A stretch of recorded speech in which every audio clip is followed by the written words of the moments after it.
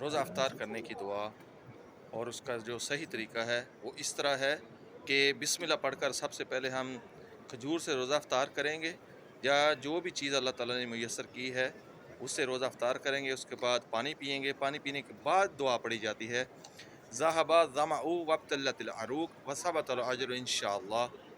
پیاس چلی گئی، رگیں تر ہو گئی اور اجر ثابت ہوگا انشاءاللہ۔ تو یہ دعا ہے، یہ مصنون طریقہ ہے روزہ افطار کرنے کا۔ تو اس طرح روزہ افطار کریں گے تو انشاءاللہ تبارک و تعالی آپ کو اجر زیادہ ملے گا۔ تو سنت کے مطابق ہی روزہ افطار کریں۔ روزہ سے پہلے کوئی دعا نہیں ہے، بسم اللہ پڑھ کر ہی روزہ افطار کیا جاتا ہے۔ تو بسم اللہ پڑھ کر کوئی بھی چیز ہے اس سے آپ روزہ افطار کریں، اس کے بعد پانی پئیں، اس کے بعد یہ دعا پڑھیں، تو اس کے بعد آپ کھانا کھائیں، جو چیز اللہ تعالیٰ نے آپ کو میسر کی ہے کھائیں۔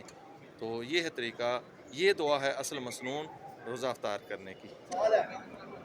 کھانا کھانے کے بعد پھر لاسٹ میں دعا پڑھی جائے گی، دوسری دعا جو ہے اللہم انی اسألک وبرحمتک التی وسعت کل شیء ان تغفر لی۔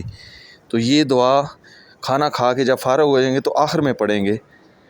تو اس طرح روزہ افطار کیا جاتا ہے۔ دو مسنون دعائیں ہیں، ایک روزہ افطار کرنے کے بعد ہے، یعنی بسم اللہ پڑھ کر پانی پی کر دعا پڑھی جائے گی، اس کے بعد کھانا کھائیں گے، اس کے بعد لاسٹ میں آخر میں پھر یہ دعا پڑھیں گے اللہم انی اسألک، اے اللہ میں سوال کرتا ہوں، وبرحمتک التی وسعت کل شیء ان تغفر لی، اے اللہ تیری رحمت کا سوال کرتا ہوں جو ہر چیز پر وسیع ہے، وسعت کل شیء، ہر چیز پر تیری رحمت چھائی ہوئی ہے، وسیع ہے اللہ، اور مجھے معاف کر دے۔ اس کا ترجمہ یہ ہے۔